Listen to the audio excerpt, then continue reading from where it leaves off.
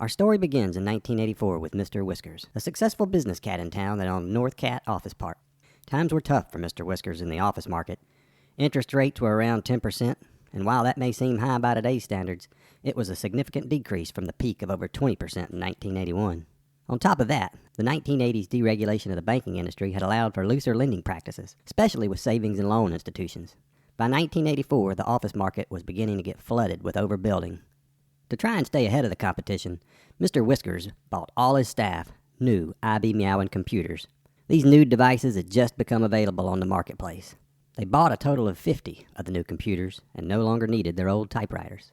Mr. Whiskers had just had his typewriter worked on about 2 months prior and still had the business card of Theodore, the typewriter repair guy. Mr. Whiskers picked up the phone and called Theodore. He said, "You can have 50 typewriters in pretty good shape if you can come and get them."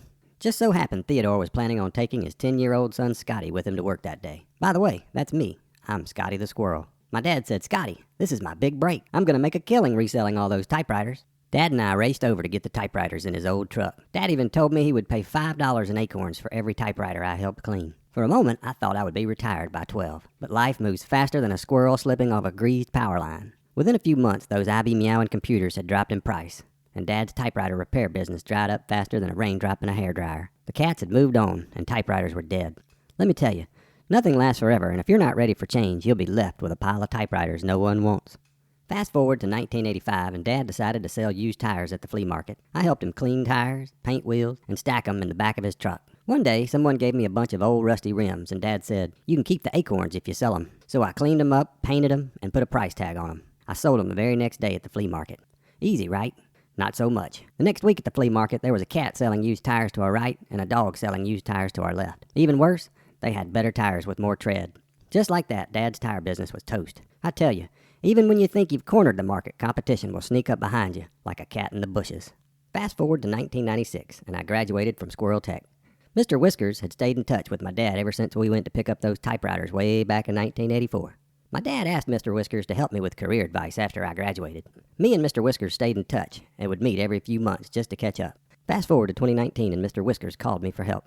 He was having a hard time leasing office space at North Cat Office Park. He told me lending standards in the market were even riskier than they were during the S&L crisis back in the 1980s, and that office buildings were full of tenants with no real skin in the game. The tenants looked like they were good as gold on paper, but most could bail on their commitments and leave the landlord high and dry. Even worse, office buildings were being flipped like houses were prior to the subprime mortgage crisis of 2007, and as a result, most office buildings were way overvalued. Mr. Whiskers told me how a big coworking conglomerate named Collaborative Kitty was taking over the office space market with glass offices and free catnip.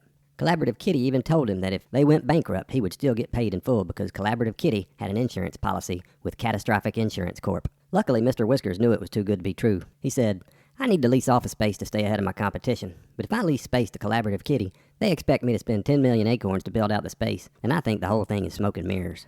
Mr. Whiskers then explained how I could help him.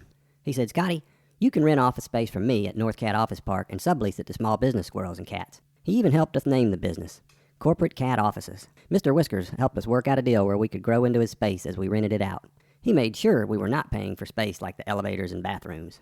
Heck, he said, why should anyone have to pay to ride on the elevator or go to the bathroom? So we opened for business in September of 2019. Then in November of 2019, COVID hit. Office space was collapsing faster than a squirrel getting tackled by a Tasmanian devil. But we were doing good thanks to the structure Mr. Whiskers helped us set up for the business. The competition was brutal. And even Collaborative Kitty, a major player that once valued themselves at 200 billion acorns, went bankrupt.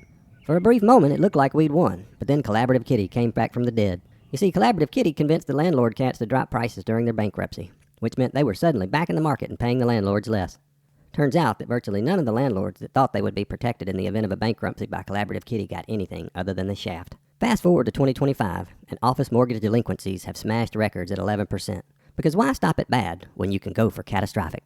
Most office buildings are now worth 40% less than they were just a few years ago, proving that what goes up must come down, especially when nobody shows up to work anymore and AI can replace 50% of the workforce at any moment. So here I am, a squirrel who survived the 2025 commercial office space crisis. Not by luck, but because Mr. Whiskers knew the world changes fast, and if you're not careful, you will lose every acorn you've got.